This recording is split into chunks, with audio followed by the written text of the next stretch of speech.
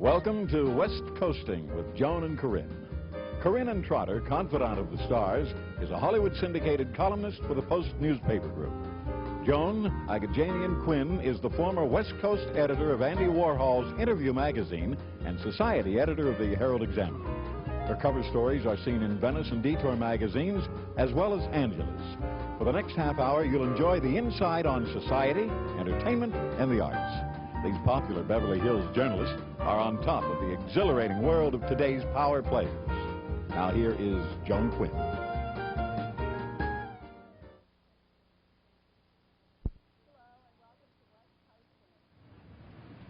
Hello and welcome to Westcoasting with Joan and Corinne. Corinne Trotter is on location in Las Vegas. She won't be with us today, and I have the pleasure of introducing our guest today, Miss Zandra Rhodes, the renowned British designer. She's a woman of many talents, and it's hard to start letting people know what you do, Zandra. Oh, well, you've always been wonderful like that. Zandra is known throughout the world for this look. So my exotic pink hair that I don't have now. We want you to know what she looked like. How long ago? That particular picture is 1982, but in fact, I had pink hair up until last year, 1989. And what caused you to change your hair color? Oh, I thought I ought to come into a new look. When you first met me, I'm not going to say how many years ago, I had green hair. That's right. You look very good. You're starting to become a little bit more conservative. That's it, to go with my conservative fashions. We're sorry that you weren't able to meet Corinne, but we're going to have a tape rolled in by her soon. But tell us what you're doing in Los Angeles. I'm here doing my yearly personal appearance for Neiman Marcus in Beverly Hills, showing my dresses. Will you be having a fashion show this time? I'm doing small fashion shows, and I'm there to meet people all the time, which is wonderful because I get a chance to hear how they've worn last season's dresses and be consulted on this season, which is great. That's what we need you for. We're going to get a little report on the Cinetex from Corinne. She's in Las Vegas, and she's going to give us a little report on what was going on last year and what's going on this year. And we'll be back to you in a minute. Okay.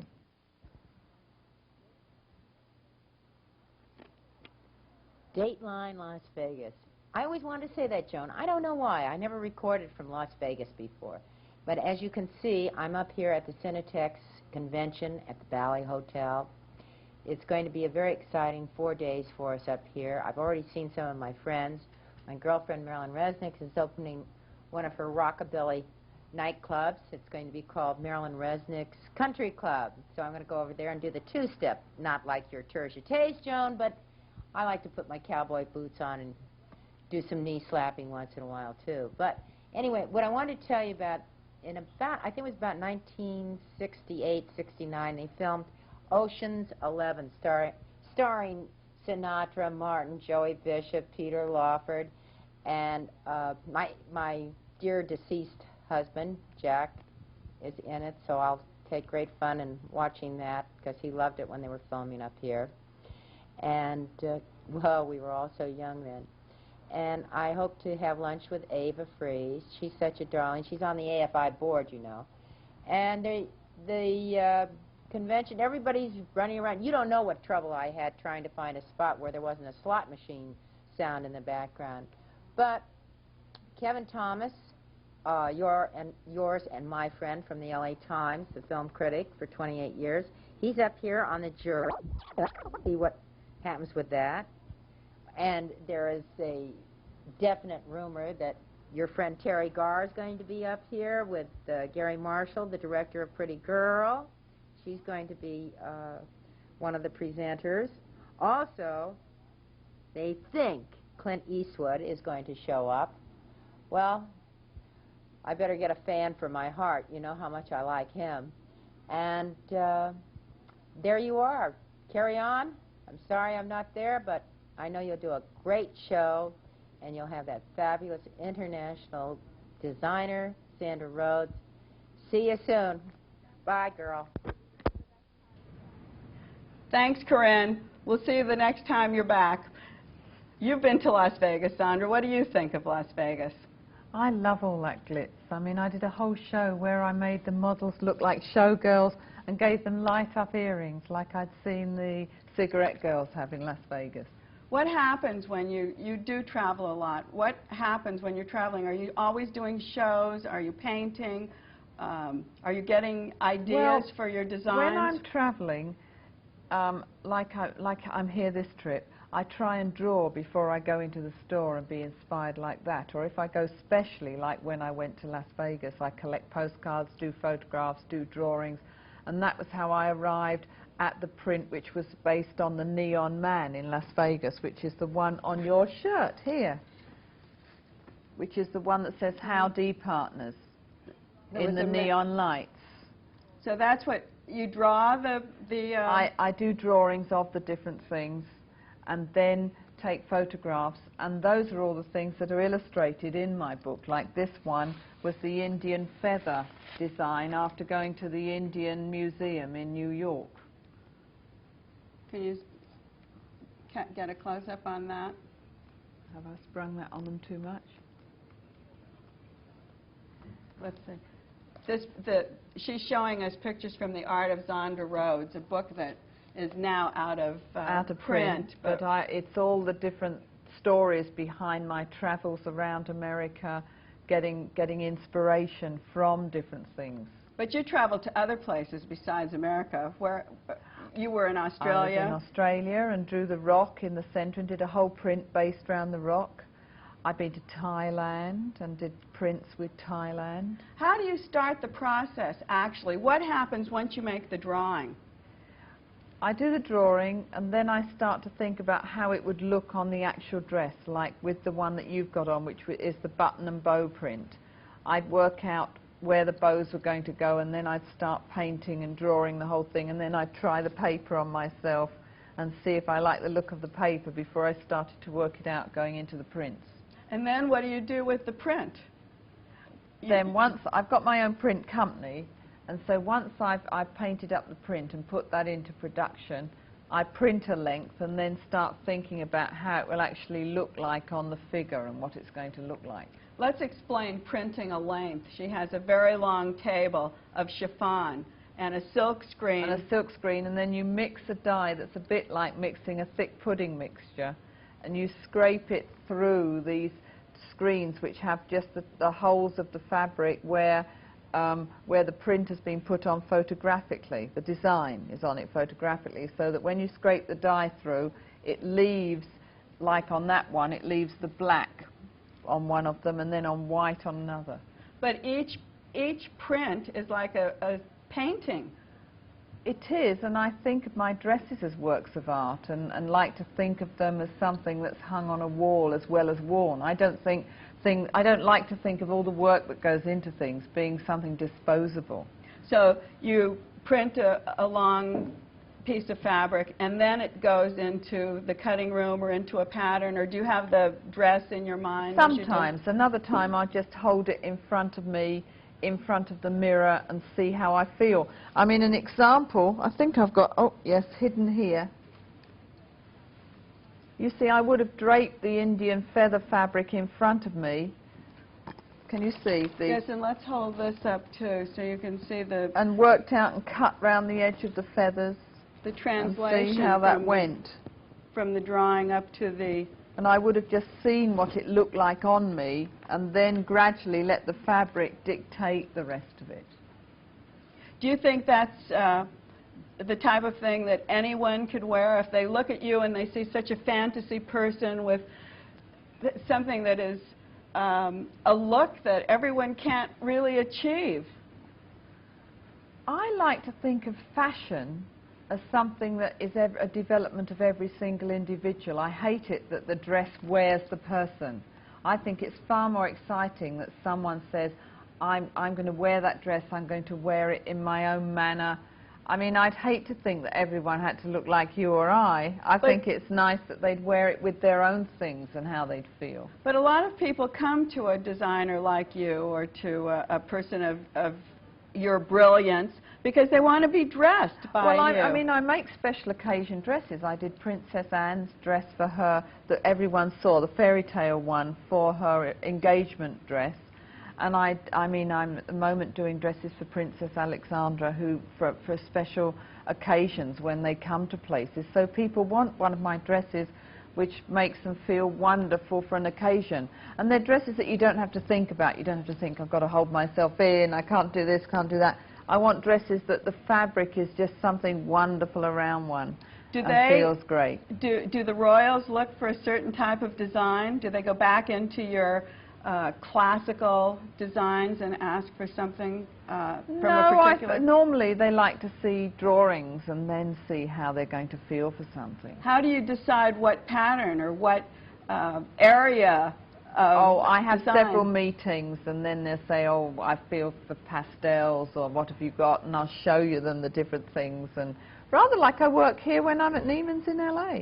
When you travel all around the world, one of your last really great influences has been India. How did you happen to get involved in the Indian? The Indian government came to me in 1982 and said they'd like me to do an Indian collection, and I said, well, I'll have to come to India and travel around. They said, oh, well, that's just what we want you to do. We put everything at your disposal, and I travelled around, did lots of drawings, and ended up doing a whole collection that is one of my ultimate favourites, and I think you've got the tape of it here. We do have the tape, and it's part of the fantasy show. Will you talk a little bit about it as I'd the love tape to. rolls and tell Super. us about it? These are my peacock maidens, and I did a print based in India. You see peacocks everywhere, and they're used on all their motifs. So I designed a print with peacock feathers on it, and this is the print that's on those particular dresses. And one of them is an off-shoulder dress, and all around the edges of my dresses, they're all cut out by hand, and they're edged with pearls, and these white dresses are edged with bright pink pearls to match the waistbands that you can see, and these are the sort of very nice, sexy hip drapes. When you talk about matching, do you just buy the beads that match? No, I start off, I buy bulk of white pearls, and then all of the beads are dyed to match the different prints that I come up with. Like in the background, and I think she's going to come zipping through in a minute, is I did these wonderful intense greeny blue that I felt looked very Indian and very peacock. And this particular dress had green and very dark, rich, sort of bluish pearls on it. And the print was done exactly to also match the whole thing. So it's all really dyed, made to order. Yes, and all the prints cut around the edges of the points. And then the hats were made to go with it, like I do special hats to go with all of the things. Can you buy the hats as well? I'd work to order. I see. But definitely make hats to go with different things. Have you designed any, did you design a bag to go with any of those things? In my shop in London, I do pleated satin bags to go with everything, and I'm at the moment working on a collection of bags. That's my own signature idea. That was terrific. Do you live in London all the time? Well, I live in London but travel around America half the year. So you're really not there all the time. We were very interested in the Indian collection, and when you come back, we're going to take a break, and when we come back, we'll have some more conversation with Zandra Rhodes. Back in a minute.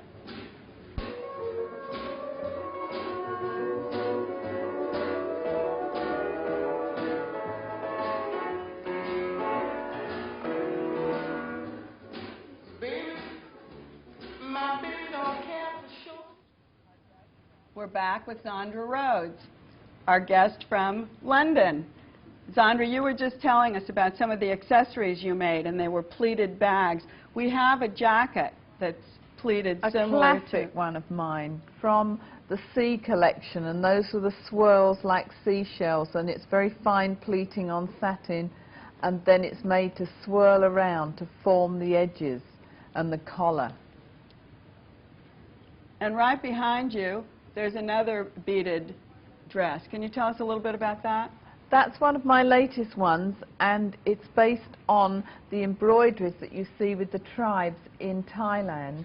And you can see it like the thick sort of pleating that they did, and then where this all comes down as gathered fabric, I just did lines of design. And it's all glistening like little fish scales. We're going to get a close-up of one of these dresses so we can see the type of hand rolling and the type of beading. So will you explain it to us, and we'll have the camera come in close?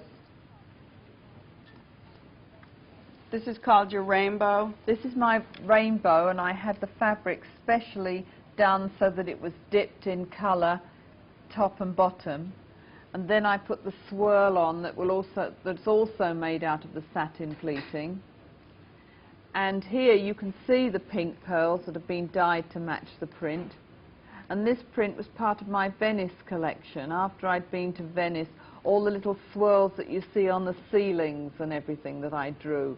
See the little hand? And that's the hand rolling with the pearls around the edge. And all the rhinestones are dyed to match. Let's look at this dress.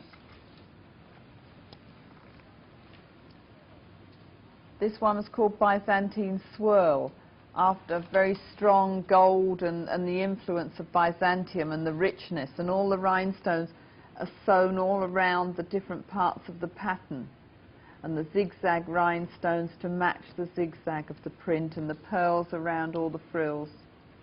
These are the type of things that don't always have to be worn. I remember the first time I bought a Zandra Rhodes. After I wore it for 2 or 3 years, I hung it on the wall because I felt like it was a piece of art and I wanted to see it and enjoy it. I actually think life's going more and more that way, because no longer is the world going to be able to make more and more bulk. You can't.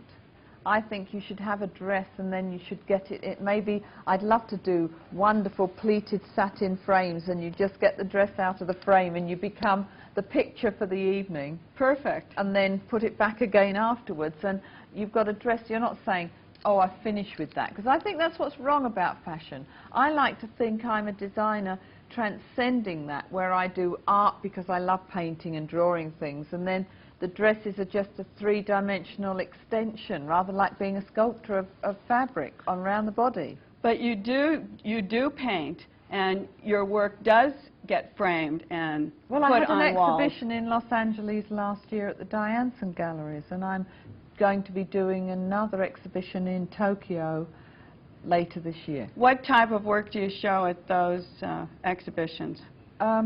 Well, some of the drawings and paintings that go into this that I've done in my sketchbook, you know, like little plants curling and ferns and things like that. And then sometimes drawings of heads showing how I do the makeup and how they have all their jewelry on them. Imaginary, very imaginary watercolors. Watercolors, also. Yes. Prints, do you make prints? I've done some prints, postcard prints of my fashion shows, and in fact the very first one that you've got on your wall is one that I did with Angelica Houston, like, oh, I'm not going to mention how many years ago. But the idea of conservation is a very good idea on your part. They say so often that the Americans just want to throw everything away, and they keep buying new things. I mean, I've done exhibitions all around America, and you helped me curate some of those, didn't you? Yes. And I mean, I'd love to do more, and I'm trying to extend and rewrite another book, you know, and write another book of my latest adventures, and then have some more exhibitions around the country. Where is your favorite city in the world, since you are such a great traveler? Oh, now you've got me. I find that very difficult to commit myself. I think that sometimes it could be when I'm here in Los Angeles, it could be when I'm in Houston, depending. It's like on one particular inspirational trip where you suddenly think that's the place to be. What do you like to do when you go to a new city, say? I like to see the museum. I like to see what I feel makes that city tick, like going back to Las Vegas. You've got to see the lights, you've got to see the shows, then you do drawings and you try and analyze the lifeblood of that particular city. And then it leads you to different things. Are you a late night person? No, I'm sort of a very boring early morning person. I prefer to, I'm doing a whole collection of sunrises because every single sunrise is different. And I try and draw those, and it's wonderful. Oh, that sounds very good. So do you think we'll be seeing that? I seeing could do a sunrise dress, couldn't I? Yes, I think we'll be seeing that in your next collection. Is that how it takes? It takes place and it's always a total accident. You never know what it's going to be. You know, you do a series of drawings, and it's something that just sparks off, that makes you, lead you into the next thing. Like I did temples and lotuses from Thailand, and it was only after drawing all the different things that it came to me. Do you have a kinship with the people when you're in traveling in different parts of the world? Do you seek out people from the particular areas? When I was in Thailand, I ended up by myself because the friends I was with wanted to just sunbathe by the sea. So I went around as if I was sort of like a journalist on a war crusade with all my cameras and my sketchbook on my back. And I'd sort of like maybe draw the natives or go and see the tribes, but I don't, the rapport is more when I'm with my friends, when I talk about it afterwards. So it just comes just easily to you? Observing. No, I don't believe design's easy at all. I don't think anything's easy. I think that probably the cleverness of it is making people think maybe it's easy. Well, I think you do it so easily that it does look easy. And we always see you walking around with a sketch pad, and it does look easy. It's a discipline rather like doing exercises. You know, if you do it and you look at a flower and you think, instead of just saying, that's a lovely flower, quick, get the sketchbook out, draw that flower. Or like, get the sketchbook out and draw you in your jewellery. They're all things, and if you let it go, you've let an experience go that you shouldn't have done. What we're going to see now is another roll-in on your latest... it's my Hollywood collection. Oh, your Hollywood collection. There you are, you see. Let's see that right now. I've got a feeling it's the one that's at the clip where it's all the rainbow dresses. We just saw that rainbow dress. That's it, and I played it with Over the Rainbow. That was a different orchestration, but very pretty, and I had the girls with sort of like Hollywood-style hairdos, and lovely big, this one that's coming on has big floaty sleeves and just sort of flows. And it's lined with flesh lining, so it looks as though it's daring, but in fact it's absolutely wonderful, and you can see how all the rainbow cascades all around the body. That is truly fantasy. Who are some of the celebrity wearers of your clothes? I know you have a list so long. Just name a few of them for us. Oh, when you go and push something like that on one, you start thinking, who do I know? Who do I know? Hollywood stars, princesses, Hollywood stars. I just did the wedding dress for Jenny Agutter, who was the star of, was it The Railway Children? In the UK, she did We call her a Gruder here. We probably pronounce it wrong. Oh, I see. Well, that sounds very exotic, that. And I know Jackie Onassis has worn your clothes. And Lee Radziwill. And also Marissa Berenson. I could name them for you. This is similar to one of the dresses we showed earlier, the little flounce. And that's got the little sort of romantic heart print at the top of it. And it was rather a compliment, really. I mean, all this last season I've been seeing all my heart print copied out of Paris, you know, in some of the embroideries I've seen. And my people have said, is this yours, Zandra? And I said, oh no, that must have come from us. Oh, and that's the dress that you just saw with the sort of flower at the side of it. Looking very elegant. I mean, I think dresses should be elegant. I think they should make people feel wonderful. And I think your clothes do that. That's part of that, the Byzantine swirl print, and you can see how that all sort of swirls, and it's cut to go all around where the body is and the neckline. Zandra, how many shows like this do you do? I do 2 a year to launch the actual look, and then depending on what I'm asked to do, like I did a very grand one for chemotherapy in New York earlier this year. and I do various charity ones. That was absolutely marvelous. This show just comes across so well, too. We have all these things with us today, and with your clips, it makes it even more exciting. Now I'm wondering what you're planning for the future. How can you go on like this forever and ever? Oh, don't put me on the line like that. I just have to pray I've got a few more ideas, or I'm with you being very... You're always so inspirational to me. Keep me on my toes. I think you have so many ideas. What we'll be looking for is your artwork, I'm new trying dresses. to do more of that, new dresses. How about another book?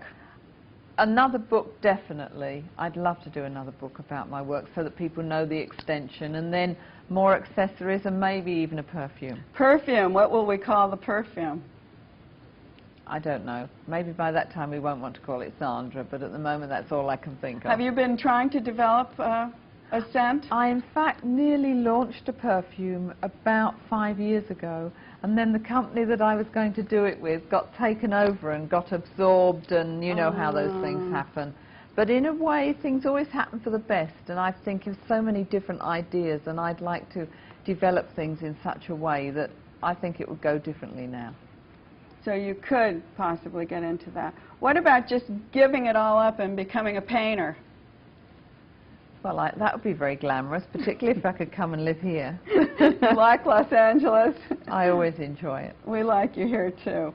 We are very, very happy to have had you with us today. And I think once we start becoming aware of the work you do and seeing the way the art is transcribed from your sketchbook, from your photographs, onto the fabric and into a dress, I think you've really brought new dimensions to the people who are watching us today. We want to thank you so much for being with us. Thank you for asking me. Will you come back? Oh, yes, please. Corinne is gone. She'll be back with us next time. We want to thank AFI for presenting the tape, and we'll see you next time. Thanks very much for being with us. And Zandra, thanks for Westcoasting with Joan and Corinne. Thank you for asking me.